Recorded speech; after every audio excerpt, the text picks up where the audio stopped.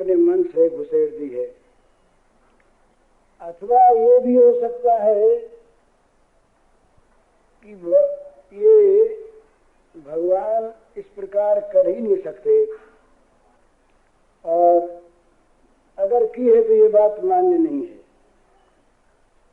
अब भगवान ने क्या किया, क्यों किया, कैसे किया, इसका तो उत्तर भगवान दे सकते हैं। हम लोग तो भगवान के चरित्र को लिखने वाले महानुभावों के शब्दों पर ही चल सकते हैं, और दो उपाय नहीं। लेकिन सोचना यह है कि चोरी वस्तु क्या है।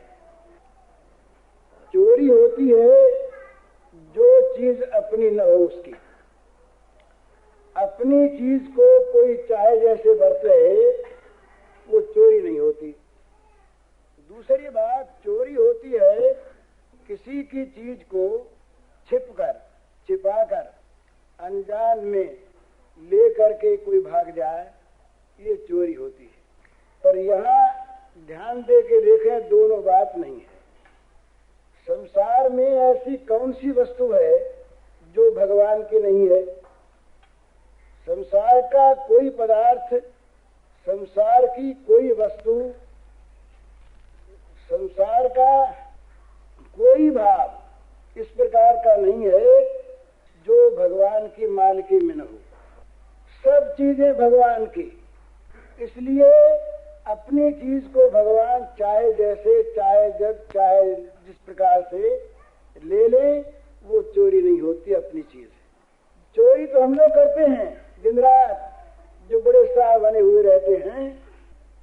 ये जो भगवान की वस्तुओं पर मालिकी करना, दिन रात किए हुए हम लोग सब, ये घर हमारा है, ये मकान हमारा, ये गहना हमारा, ये कपड़ा हमारा, ये वस्तु हमारी, ये यश हमारा, ये कीर्ति हमारी, ये शरीर हमारा। इस प्रकार भगवान की चीजों पर दिन दहाड़े चोरी नहीं करते, डाका डालते हैं। हमारी हमारी, भगवान हंसते हैं कि ये चोर बेईमान सब हमारी हमारी कह रहे हैं, इनकी तो रहेगी नहीं, छिन जाएगी सारी की सारी, और दंड मिलेगा वो अधिक नहीं। तो चोर तो हम हैं जो भगवान की चीज को हमारी कहते हैं। तो हम अपने को तो शाह माने, और भगवान अपनी चीज को आप ले लें, इसमें भगवान ने चोरी की, ये कहें, ये कहना बेसमझी है। दूसरी बात, चोरी अनजान में होती है, चोरी छिपी चीज की होती है। यहाँ तो जरा ध्यान दीजिए भगवान की माखन चोरी पर। और उसी माखन चोरी पर सूरदास ने और बड़े बड़े महात्माओं ने कुछ पद कहे हैं, उसमें से दो एक पदों का अर्थ आज हमें करना है। एक दिन की बात है, यशोदा मैया माखन बिलो रही थी और बड़े आनंद से अपने लाला की ओर देख रही थी। क्या हुआ कि उसी समय एक गोपी आ गई, और गोपी आकर के दूर से खड़ी देखने लगी श्री श्याम सुंदर के मुखारविंद को। तो वो गोपी खड़ी देख रही है, मैया दही बिलो रही है, श्याम सुंदर पास खड़े हैं, और खड़े खड़े बोले कि मैया देख, तू मेवा पकवान की बात कहती है, बड़ा हो गया, जरा मेवा खाया कर, मिठाई खाया कर, मुझे अच्छे लगते नहीं, मुझको तो बस केवल मक्खन अच्छा लगता है, और तू अगर नहीं देगी तो देख मैं मचल जाऊंगा। मैया ने कुछ कहा नहीं, वो अपना मथानी में लगी रही। मैया ने सोचा ऐसे ही कहता है, ये पीछे से गए, मैया के पीछे से मटकी तो आगे रखी है, मैया मथ रही है। अब मैया मत्ते मत्ते मैया की जरा भगवान की माया, लाला की बाल लीला याद करके मैया मुग्ध हो गई।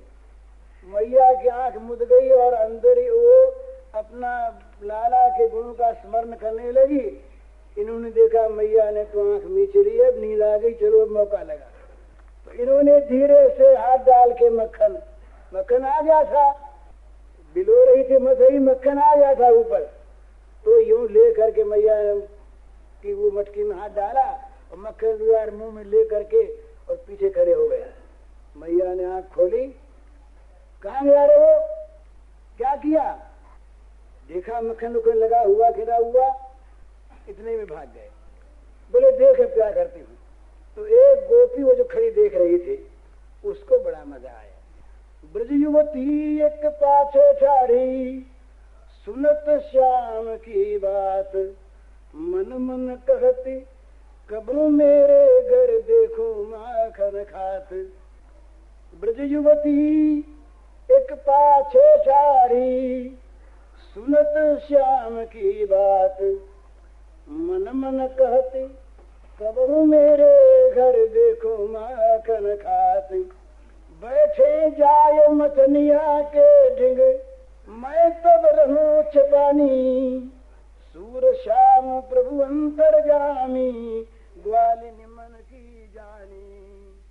सूर श्याम प्रभु अंतर्जामी, ग्वालिनी मन की जानी।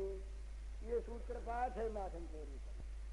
ग्वालिनी ने मन में किया कभी मेरा भाग्य जागे, और कभी मैं इसी प्रकार अपने घर में भी मटकी में हाथ डालकर श्याम सुंदर को चुरा कर माखन खाते देखूं, ये मटकी के पास आके बैठ जाऊं, मैं छिप जाऊं और पीछे से माखन निकाल ले और खाएं।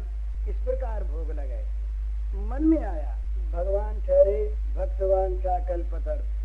ये नैवेद्य लगाने की विधियां बहुत हैं भगवान को भोग लगाने की, पर ये ब्रज में एक नई विधि और निकलती है। हमारा प्रेम राज्य की जो विधियां होती हैं वो सब विचित्र होती हैं, विलक्षण होती हैं।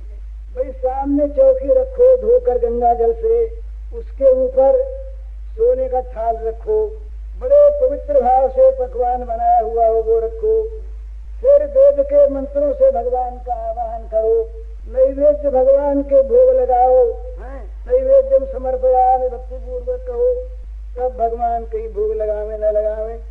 यहाँ गोपी के मन में आया कि मेरे यहाँ भगवान भोग लगावे, पर भोग लगावे मेरी नई पद्धति से, मेरे मन की पद्धति से। मैं छिप जाऊं, रखूं मक्खन इन्हीं के लिए, भोग लगाने के लिए ही। भोग लगाने के लिए मटकी में बड़ा सुंदर मक्खन निकाल करके रखूं और मैं छिप जाऊं, और ये फिर चुपके से आवे, कभी सखाओं को भी ले आवे। अच्छा बंदर को लुटा दे कोई नहीं, इनको गोपियों को लुटाने में कोई भी इनके मन में वो दुख नहीं है, तो चाहती हैं बस किसी प्रकार लुट जाए और लुट जाए उनके हाथों, बस दूसरे के हाथ न लुटें। तो इस प्रकार से गोपी के मन में आई, तो गोपी के मन में आई तो सूरदास प्रभु अंतर्जामी, ग्वालिनी मन की जानी। अंतर्जामी प्रभु ने ग्वालिनी के मन की बात जान ली, उसकी प्रार्थना सुन ली और कह दिया मनी में तथास्तु, तुम्हारी प्रार्थना स्वीकार। इसी प्रकार भोग लगेगा। अब साथ अब जहाँ स्वीकार हो गई प्रार्थना, वहां देर क्या है। दूसरे ही दिन गए श्याम सिंह ग्वालिनी के घर, देखो द्वार नहीं को इतउत चिते, चलो तब भीतर। कोई अगर अपने घर में चोरी करवाना चाहे तो उसका इंतजाम कर रखता है पहले वो, तो ये तो चोरी करवाना चाहती। इन्होंने क्या किया कि बच्चे उच्चे जो बाहर खड़े थे उनको हटा दिया अलग, कि कहीं वो आवे और आ करके डर के निकल जाए तो ठीक नहीं, वो दिखे नहीं, चोर मजे में घुस आवे अंदर। और ये पहले दिन था ना, तो छींके पर नहीं रखा, आज नीचे ही मटके में रख दिया कि आते ही उनके हाथ लग जाए। तो साहब अब हुआ क्या, हुआ बड़ा सुंदर वर्णन करते हैं कि श्याम सुंदर गोपी के घर में गए, पहुंचते देखा कि दरवाजे पर कोई है ही नहीं, सूना दरवाजा मिल गया।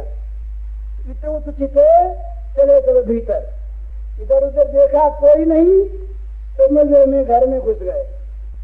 उसने देखा वो तो बाहर देख रही थी ना। विचित्र बात, अपने घर को लुटवाने के लिए चोर की बाट देखे कोई, ये नई पद्धति। तो वो देख रही थी, बात कब आवे देखा आ गया, तो हरि आवत गोपी जब जाने आप पुनरही छिपा है। जब देखा कि आ गए तो देखा मुझे देख कहीं भाग न जाए, आया देखकर, चोर तो घर में आया देखकर वो छिप गई। सूने सदन मदनिया मथनिया के ढिग बैठे रहे अरगा। जब देखा कि न कोई दरवाजे पर टोकने बोलने वाला और न कोई घर में, तो सूर्य घर में आकर के मोहन चुपचाप मटकी के पास बैठ गए।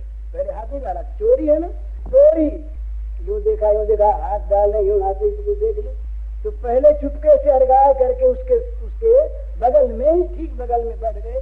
फिर यूं देखा जब कोई नहीं दिखा तो माखन भरी कमोरी देखत ले ले लागे खान, चिते रहे मनिखम छाट तासू करत सयान। हुआ क्या, बड़ी विचित्र बात है, बाल लीला है ना। देखा मटके में छाछ तो थोड़ी थी, छाछ थोड़ी रख के गई थी, वो तो मक्खन के लौंडे रख के गई थी, जितना खाए सारा खा ले बड़ा अच्छा। तो निकाल के चुपके से देखेंगे उन्हें मुंह में डालने, फिर देखेंगे उनको तो मुंह में डालने, खाने लगे। अब देखा क्या हुआ, क्या विचित्र बात कि वो जो मणि का खंभा था, उस खंभे से वो मटकी लगी रखी थी, उसमें रस्सी बंधी थी, मैया वो मटकी में ले रही थी। तो ये जब खाने लगे देखा कोई नहीं, चोर ने देखा कोई नहीं। इतने में क्या देखा कि मणि में खंभे में इनको दिखी अपनी छाया है, तो सोचा ये बालक कोई आ गया, दूसरा कोई बालक आ गया। चिते रहे मणि खंभ छात तासो करत सयान, बालक आ गया तो बुद्धि उपजाई, बोले इसने देख लिया इसने, और देख पकड़वा देगा ठीक नहीं तो इसको रिश्तेदार बना लो, इसके साथ हिस्सा करने। उससे बड़ी चतुराई के बाद कहने लगे, बोले प्रथम आज में चोरी आयो भलो बनो है संग, आप खात प्रतिबिंब खवावत गिरत कहत का रंग।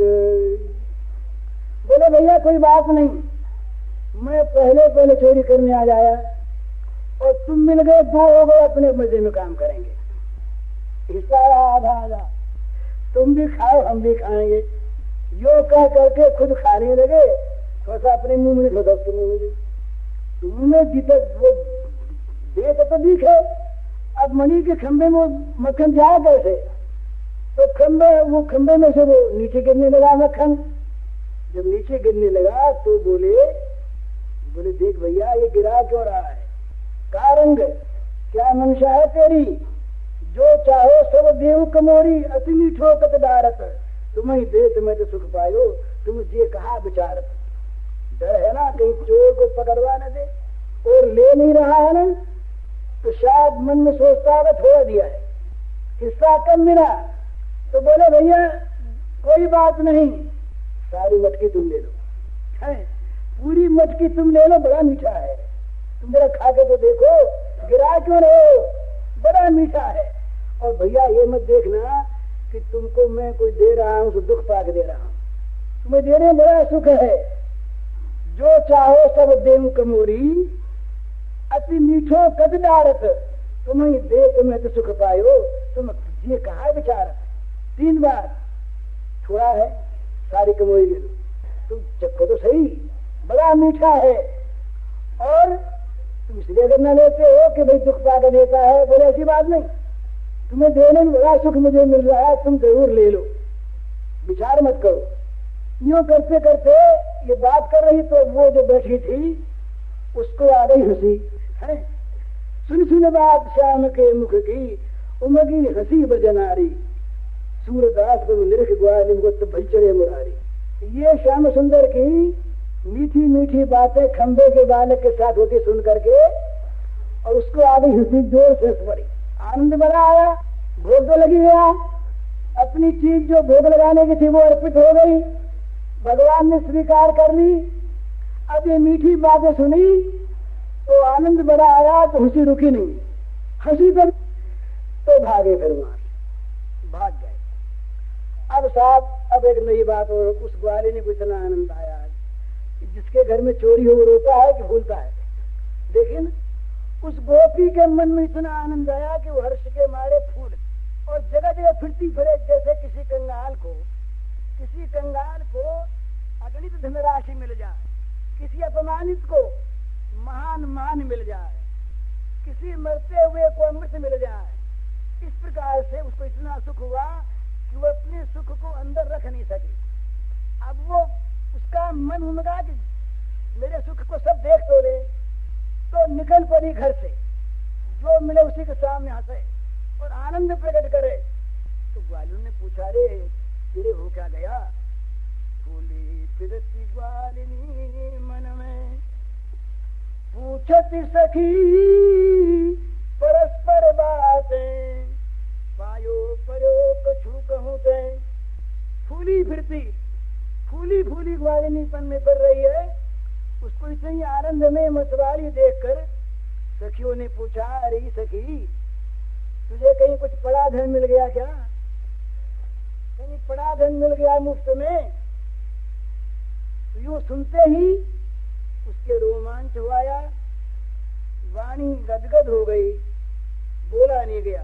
पुलकित रोम रोम गद गद मुख बाली कहत न आवे, पुलकित हो गई, रोम रोम पुलकित हो गया, कंठ गदगद हो गया, वाणी निकली नहीं। तो सखी ने कहा, बता तो सही ऐसा क्या हो गया? इतना आनंद में तू भर रही है, बता तो सही क्या मिल गया, कहाँ मिल गया? ऐसो कहा इसु सखी, हमको क्यों न सुनावे? ऐसी कौन सी वस्तु मिल गई है, हमको बताना है। तो तब भी नहीं बोली। तब बोली, अरे सखी तुम हम तो दो नहीं है ना, ये शरीर तुम्हारे हमारे दो हैं, तुम्हारे हमारे प्राण तो एक हैं, तुम हम दोनों एक ही हैं। तन न्यारो दिए एक हमारो, हम तुम एक है रूप, सूरदास कहे ग्वाल सकिन सु, देखो रूप अनूप। सखी ने कहा कि तेरा मेरा तो केवल तन न्यारा है, जीव तो एक है, हम तुम दोनों एक हैं, फिर बताती क्यों नहीं क्या मिला? इतना ही मुंह से निकला कि सखी मैंने आज अनुपम रूप देख लिया, मैंने आज अनुपम रूप देख लिया है। तो कहा क्या देखा? तो फिर वो दोहरा के बताने लगी, आज सखी मनिखम्ब निकट हरी, जय गोरस को गोरी निज प्रतिबिंब सिखावत जो सू, प्रगटे करी जन चोरी। सखी मैं आज सवेरे मणिखंभ में रस्सी डाल करके मटके में, और मैं गोरस बिलो रही, वहां ये श्याम सुंदर गए और बैठ गए, और खंभे में एक दूसरे बच्चे को देख करके उसको बालक मान करके और सिखलाने लगे, प्रकट करे जन चोरी, भैया मेरी चोरी किसी से कह मत देना। अर्थ विभाग आज हम तुम भली बनी है जोड़ी, माखन खाहू कतही डारत हो, छाड़ देहू मत भोरी, बांटन लेहू सबे चाहत हो, यही बात है थोड़ी। कहा, कहने लगे भैया देखो मेरी चोरी की बात किससे कह मत देना, आधा आधा ले लो, तुम्हारा हमारा हिस्सा रहा बराबर, जोड़ी मिल गई तुम्हारी हमारी। अरे फेंक क्यों रहे हो मक्खन को, क्यों क्या सोचते हो, कमती है तो पूरा ले लो, सारी मटकी तुम ले लो, मीठू अधिक परम रुचि लागे तो भर दे कमोरी, बड़ा मीठा है परम रुचि है, सारी कमोरी तुम ले लो।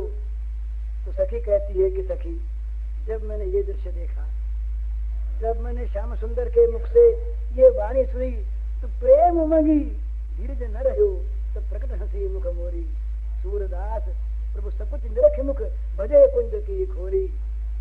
जब मैंने ये दृश्य देखा मेरे मन में बड़ी उमंग आई, धीरज रहा नहीं, अपने आप को मैं रोक न सकी और जोर से हंस पड़ी, और मुझे हंसते देख करके प्रभु संकोच में पड़ गए और तुरंत कुंज की तरफ भाग गए। ये हुआ, अब बता मेरे आनंद का क्या ठिकाना, यूं कह करके और वो सखी फिर प्रेम में मूर्छित हो गई। ये दशा अब घर घर की होने लगी। अब श्याम सुंदर ने क्या किया, अब मन में आया कि इसको बड़ा आनंद मिला है। देखिए ना, भक्तवांछा कल्पतरु, श्याम सुंदर ने सोचा अपने मन में कि आज मैंने पहले ये काम किया, इस प्रकार से मैंने चोरी के नाम से भोग लगाया और इस ग्वालिनी को कितना आनंद मिला, ये निहाल हो गई ना। तो ये आनंद अगर ब्रज की सब गोपियों को मिले तो मन हो गया। प्रथम करी हरि माखन चोरी, ग्वालिनी मन इच्छा करी पूर्ण, आप भजे ब्रज खोरी। ग्वालिनी की इच्छा पूर्ण करके स्वयं भगवान ब्रज की गलियों में भाग गए। मन में यह विचार करत हरि, ब्रज घर घर मैं जाऊं, गोकुल जन्म लियो सुख कारण, सबके माखन खाऊं। मन में आया श्याम सुंदर के कि भाई इसको बड़ा सुख मिला, तो ये सुख औरों को क्यों नहीं मिले, तो मैं ब्रज में घर घर जाऊं। गोकुल में जो मैंने जन्म लिया इसीलिए लिया है ना, इनको सुख दूं और इनके सुख को देख सुखी हूं, इसी का नाम प्रेम। तो मेरा मन करता सत्य घर जाके माखन खाऊं। बाल रूप यशुमति मोहि जाने, गोपिन मिल सुख भोग, सूरदास प्रभु कहत प्रेम सो, ये मेरे ब्रज। यशोदा मैया तो मुझे बाया के समझती है, बेटा समझती है, और गोपियों के मन में दूसरी भावना भी है। तो गोपियों से मिलकर मैं उनके प्रेम रस का आस्वादन करूंगा। सूरदास जी कहते हैं कि श्याम सुंदर ने मन में सोचा कि ये मेरे ब्रज लोग, जो ब्रजवासी तो मेरे ही हैं, इनको सुख देना चाहिए। इस प्रकार से बस जगह जगह काम रोज होने लगा। ब्रज घर घर प्रगति यह बात, ब्रज माखन चोरी करी लय हरि, ग्वाल सखा संग खान। पहले अकेले गए, दूसरे दिन सखाओं को ले गए, अब तो छींकों पर हाथ मारने लगे। फैल गई बात, ब्रज में घर घर में फैल गई बात।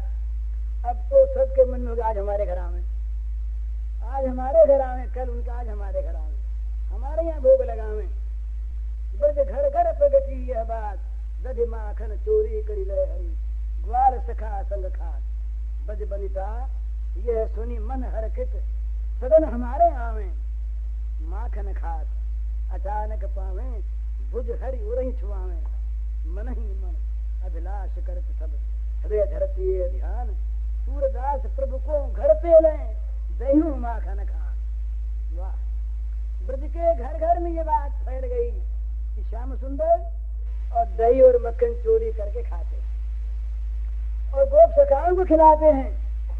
तो ब्रज की गोपियां सुन करके सब के सब हर्ष में भर गईं, बोले तब तो हमारे भी आए।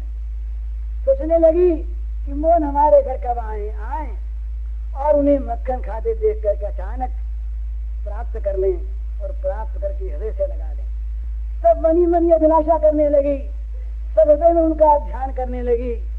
सूरदास जी कहते हैं कि भाई तुम्हारे घर भी आएंगे, मक्खन तुम अपने घर से उनको खाने को दो, तुम्हारे घर भी आएंगे। चली ब्रज घर यह बात, चली ब्रज घर यह बात, नंद सुत संग सखारी ने, चोरी माखन खात चली ब्रज घर यह बात।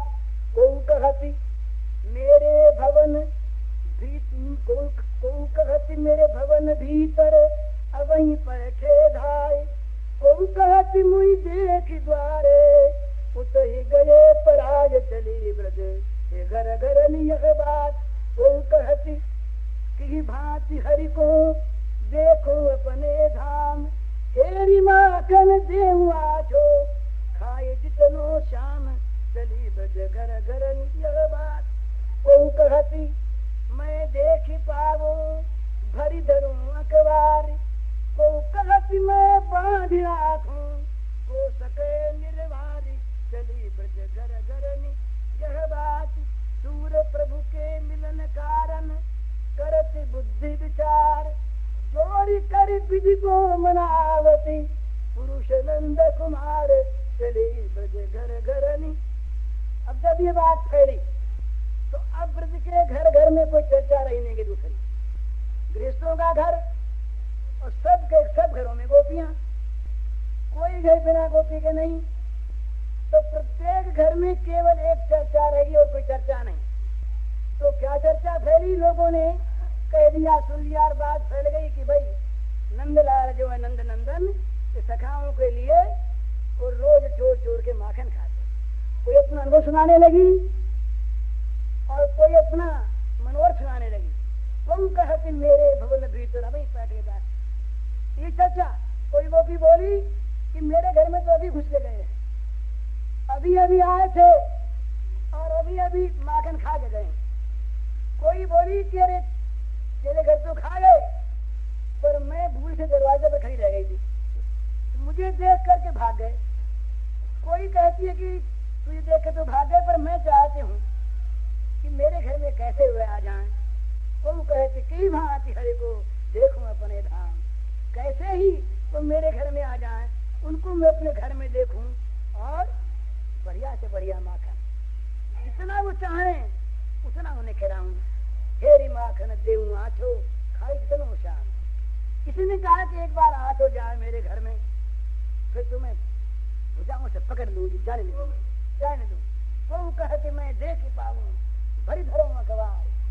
और कोई बोली अरे तुम तो खाली हाथों से बांधोगी, मेरे घर आवे अगर कोई तो मैं सचमुच बांध ही रखूं उनको, तो कोई छुड़ा ना सके। वो कहे कि मैं बांध ही रखूं, हो सके मेरे भाई? किसकी ताकत है कि मेरे बांधे हुए को छुड़ा ले कोई मेरे घर में एक बार हाथ हो जाए?